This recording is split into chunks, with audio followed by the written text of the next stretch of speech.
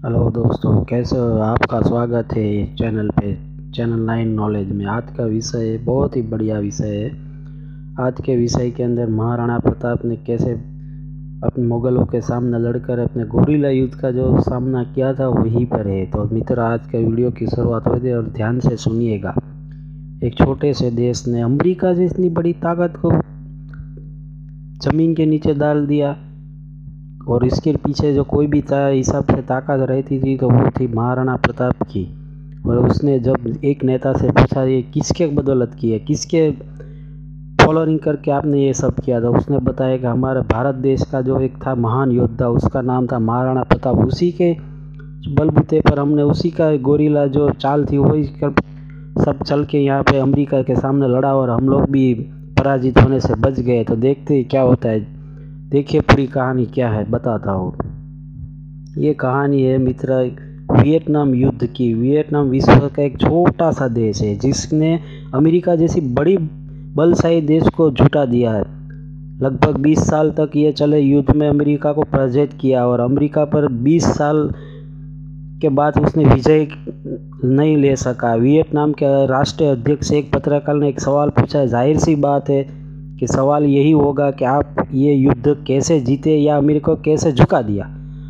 और उसी प्रश्न का दिए हुए उत्तर सुन के आप हैरान रह जाओगे, आपका सीना भी गर्व से भर जाएगा। उसने उत्तर पढ़िए आप उसे। सभी देश ने सबसे शक्तिशाली देश होता है तो अमेरिका है। हराने के लिए मैंने एक महान श्रेष्ठ भारतीय राजा का चरित्र पढ़ा था और उसी जीवन से प्रेरणा युद्ध नीति का प्रयोग करके हमने सरलता से विजय प्राप्त की।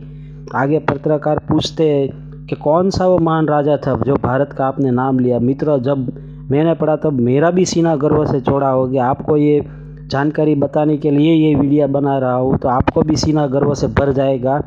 मित्रों, तो आगे कहानी बढ़ाते हुए कहता हूँ कि वियतनाम के अध्यक्ष ने जब खड़े होकर जवाब दिया, वो थे भारत के राजस्थान के मेवाड़ के महाराजा राणा प्रताप सिंह।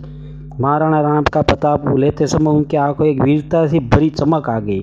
आगे उन्होंने कहा, अगर ऐसा राज्य हमारे देश में जन्म लिया होता तो हमने सारे विश्व पर राज किया होता।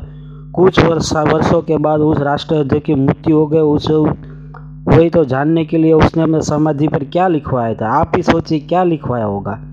यही लिखवाया था, यह महाराणा प्रताप के एक शिष्य की समाधि है। कालांतर में ये वियतनाम विदेश मंत्री भारत के दौरे पे आए थे। पूर्व नियोजित कार्यक्रम के अनुसार उन्हें पहले लाल किला एवं बाद गांधी जी की समाधि दिखलाए। सब देखते हुए उसने पूछा कि मेवाड़ के महाराजा प्रताप की समाधि कहाँ है।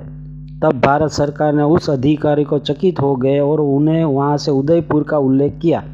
वियतनाम के विदेश मंत्री उदयपुर गए। वहाँ उन्हें महाराणा प्रताप की समाधि के दर्शन किए और समाधि के दर्शन करने के बाद उसी समाधि के पास मिट्टी में उठाई और उसने अपने बैग में भर लिया। और उस पत्रकार ने मिट्टी का कारण पूछा।